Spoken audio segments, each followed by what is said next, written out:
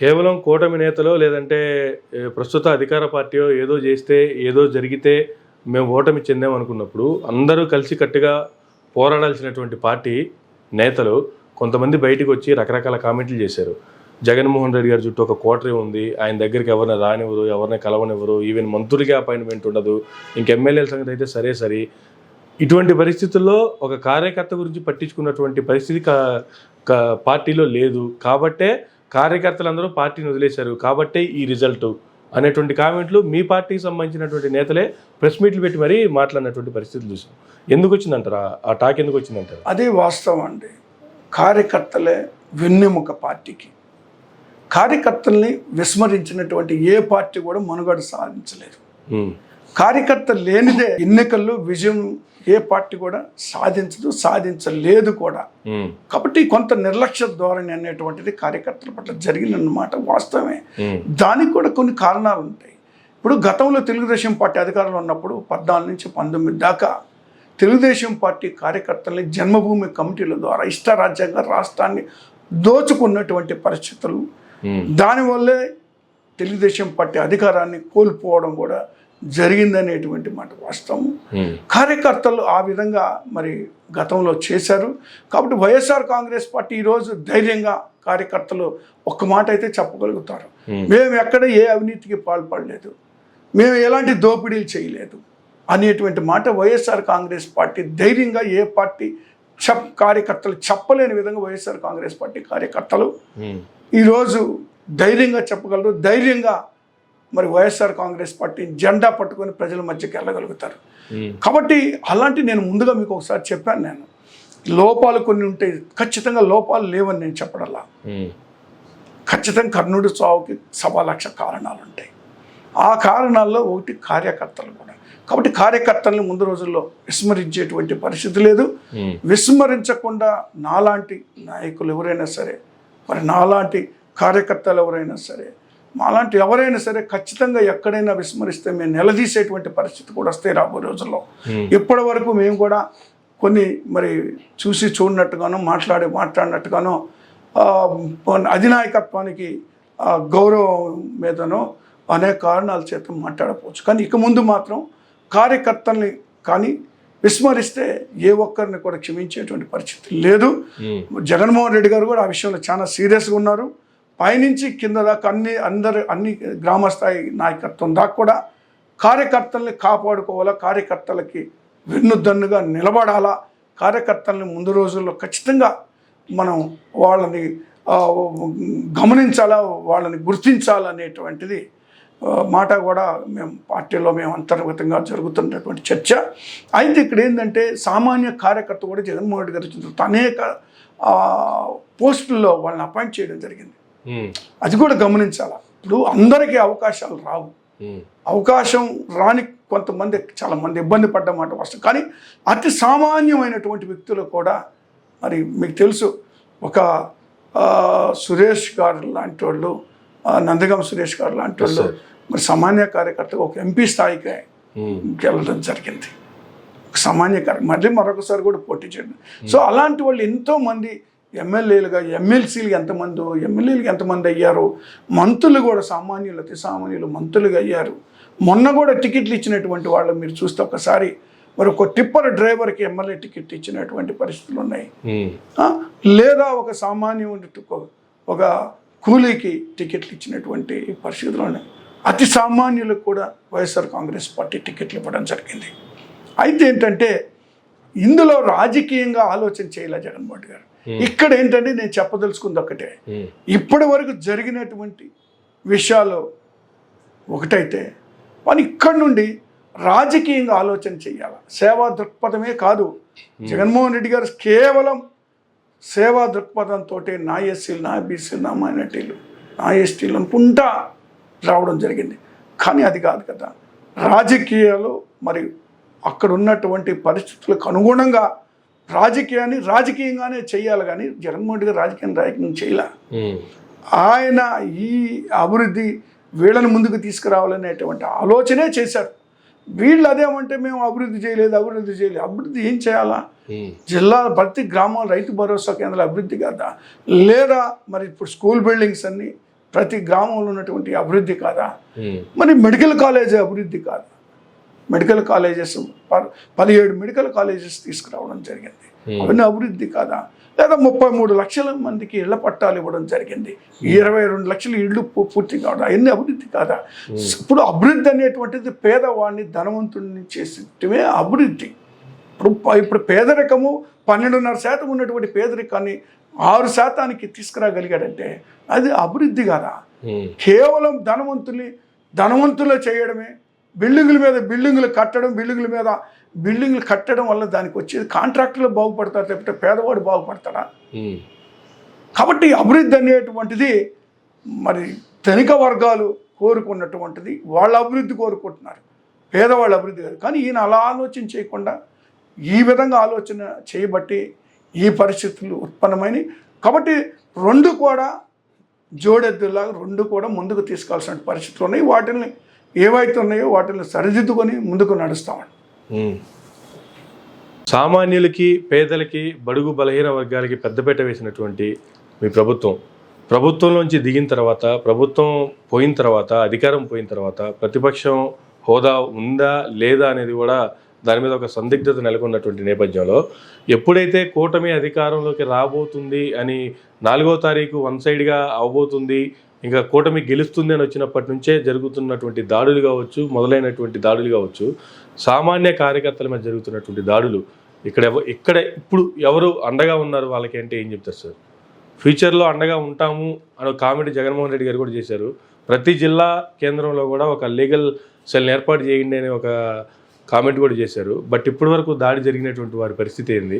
వారిని ఏ విధంగా ఆదుకోబోతున్నారు నాయకులు లేదా పార్టీ అంటే ఏం చెప్తారు? ముందుగా ప్రతిపక్ష హోదాకు సంబంధించి 10% ఉంటే మాత్రమే ప్రతిపక్ష హోదా వస్తుంది అనేటువంటి మాట ఇప్పుడు జరుగుతున్నటువంటి చర్చ. అంటే అది చట్టంలో ఎక్కడ కూడా అది లేదు. ఒకవేళ అది ఆనవాయితీగా 10% ఉంటే ప్రతిపక్ష హోదా వస్తుంది అనేటువంటిది ఆనవాయితీగా వస్తుంది తప్పితే చట్ట ప్రకారం ఎక్కడ లేదు. తర్వాత ప్రతిపక్ష హోదా ఈ అసెంబ్లీలో ఏ ఒక్కరికైనా, మేము కానీ ఇంకోరు కానీ ఏ ఒక్కరికైనా ఉంటేనే సజావుగా పరిపాలన సాగుతుంది, సజావుగా అసెంబ్లీ జరుగుతుంది. లేదా ప్రజల సమస్యలు ప్రభుత్వం దృష్టికి వస్తాయి. దాని ద్వారా ప్రభుత్వం కూడా సరిదిద్దుకునేటువంటి అవకాశం ఉంటుంది. ప్రజలకు మెరుగైనటువంటి పరిపాలన అందించేటువంటి అవకాశం ఉంటుంది. దాన్ని కూడా మరి కూటమి గమనించుకోవాలి.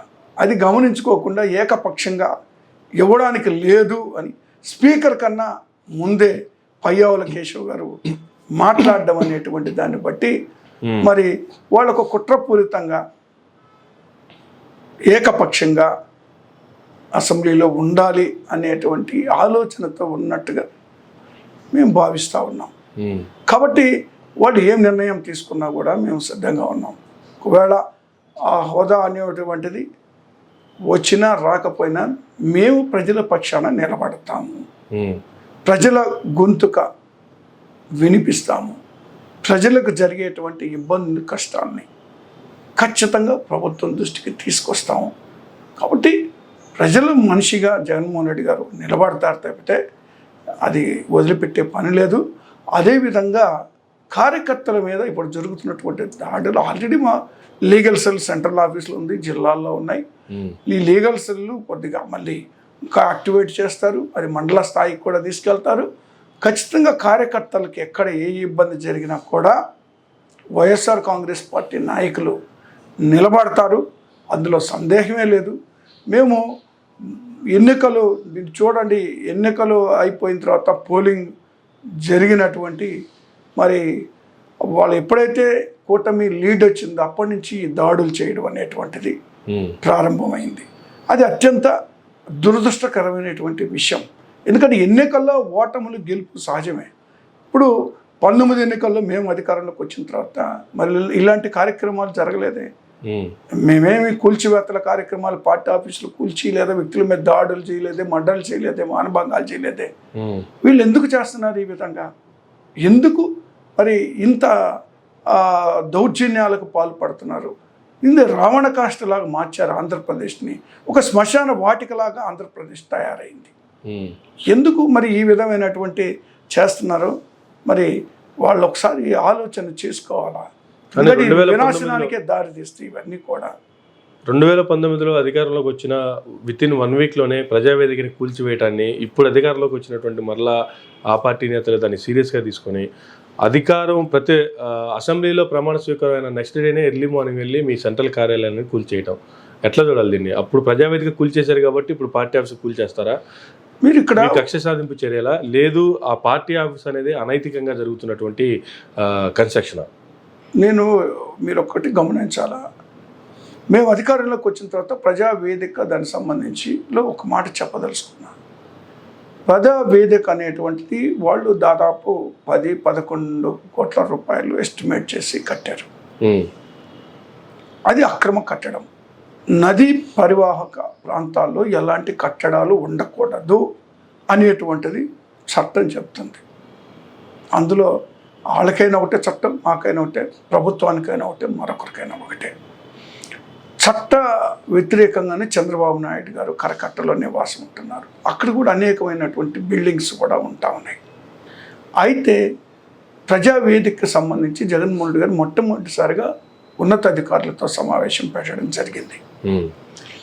గతంలో వాళ్ళు దాన్ని ప్రభుత్వం భవనమైన ప్రభుత్వ కార్యక్రమాలకి ప్రజావేదికగా ప్రజల సమస్యలు తెలుసుకోవడానికి కట్టించిన, కానీ పార్టీ కార్యక్రమాలు అక్కడ నిర్వహిస్తున్నటువంటి పరిస్థితులు ఉన్నాయి. ప్రభుత్వ కార్యక్రమాలు అక్కడ ఏం జరగలేదు. సో అది ఒక అంశం. అయితే వాళ్ళు ఏదైతే ఎస్టిమేట్ చేశారో 10-11-12 కోట్ల రూపాయలని, కేవలం అది 3.5 కోట్ల రూపాయలు మాత్రం ఎస్టిమేట్ చేస్తే దాని మీద ఖర్చు పెట్టి మిగిలింది అవినీతికి పాల్పడడం జరిగింది. అదొక అంశం. అది ఆ తర్వాత ఏదైతే అక్రమ కట్టడాలు అక్కడ ఉన్నటువంటి నదీ పరివాహక ప్రాంతం ఉన్నటువంటి అక్రమ కట్టడాలని తీసివేయాలా, చట్టానికి వ్యతిరేకంగా ఉన్నాయి అనేటువంటిది ఒక నిర్ణయానికి ప్రభుత్వం వచ్చింది. సో అందులో భాగంగా మొట్టమొదటి తీసివేయాల్సింది ప్రభుత్వ భవనం. ప్రభుత్వానికి సంబంధించినటువంటి కట్టడాలు తీయాలి ముందు, తర్వాత ప్రైవేటు. ఇప్పుడు ప్రభుత్వాన్ని అలా పెట్టేసి ప్రైవేట్ ఆస్తుల్ని తొలగించాలనేటువంటిది న్యాయం కాదు కదా. ముందు ప్రభుత్వాన్ని సరిదిద్దాల్సిన అవసరం ఉంది. గతంలో వాళ్ళు ఏదైతే అక్రమ కట్టడం కట్టారో దాన్ని తొలగించి మనం మాట్లాడితే బాగుంటుంది ప్రైవేట్ ఆస్తుల మీద. అందులో భాగంగానే ఆ రోజు అది ముందుగా ఇక్కడి నుంచే ప్రారంభిద్దాం అని ఆనాటి ముఖ్యమంత్రి జగన్మోహన్ రెడ్డి గారు స్పష్టంగా మనం ఇక్కడి నుంచే ప్రారంభిద్దాం, ఇవన్నీ కూడా తొలగించాల్సిన అవసరం ఉంది అని తొలగించిన తర్వాత ఆ ప్రాంతం వాళ్ళందరూ కూడా కోర్టులకు వెళ్ళడం, అలా ఆగిపోవడం జరిగింది. సో ఆ అంశం అది. తర్వాత పార్టీ ఆఫీస్కి సంబంధించి కూల్చివేత అనేటువంటిది ఇంకా కక్ష సాధింపు చర్య తప్పితే ఏమంటారు దాన్ని? ఇప్పుడు అక్కడ మేము ఆ రోజైనా నేరుగా పోయి చంద్రబాబుని ఎక్కడైతే నివాసం ఉంటున్నాడో అది కూల్చేయలేదు కదా ప్రభుత్వం. దాన్ని కూల్చేయదలుచుకుంటే కూల్చేయచ్చు కదా, అక్రమ కట్టడం కింద దాన్ని కూల్చేయలేదు కదా. ముందు ప్రభుత్వానికి సంబంధించినటువంటి ప్రాపర్టీని తొలగిద్దాం అని నిర్ణయం తీసుకోవడం జరిగింది. కానీ ఇక్కడ వీళ్ళు ఏం చేస్తారు, ఇది మేము పార్టీ డబ్బుతోటి పార్టీ ఆస్తి, అది పార్టీ ఆస్తిని ధ్వంసం చేసేటువంటి హక్కు వాళ్ళకి ఎక్కడుంది? ఒకవేళ కట్టడాల్లో ఎక్కడైనా పర్మిషన్స్లో లోపాలుంటే నోటీసులు ఇవ్వాలా, పర్మిషన్స్ తీసుకునేటువంటి టైం ఇవ్వాలా, కూలగొట్టేటువంటి పరిస్థితులు వాళ్ళు చేయకూడదు. ఎందుకంటే చాలా స్పష్టంగా వాళ్ళు ఇచ్చినటువంటి జీవోనే తెలుగుదేశం పార్టీ అధికారంలో ఉన్నప్పుడు మరి రాష్ట్రంలో అన్ని జిల్లాల్లో కూడా పార్టీ ఆఫీసులకు వాళ్ళ కేటాయింపులు చేసుకున్నారు కదా, బిల్డింగ్లు కట్టుకున్నారు కదా.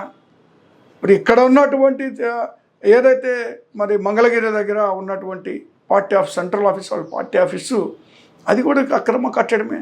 అసైన్మెంట్ భూములు ఉన్నాయి, అనేక మంది రైతులు వాటి మీద కంప్లైంట్స్ ఉన్నాయి, అది ఇంకా కోర్టులోకి వెళ్ళిపోయింది అంశం. ఇక్కడ అలాంటిదేం లేదు కదా. ఇది ప్రభుత్వం జీవో ఒక క్యాబినెట్ ద్వారాను అసెంబ్లీ ద్వారాను అన్ని నిర్ణయాలు తీసుకున్నటువంటిది ఇది అధికారికంగా.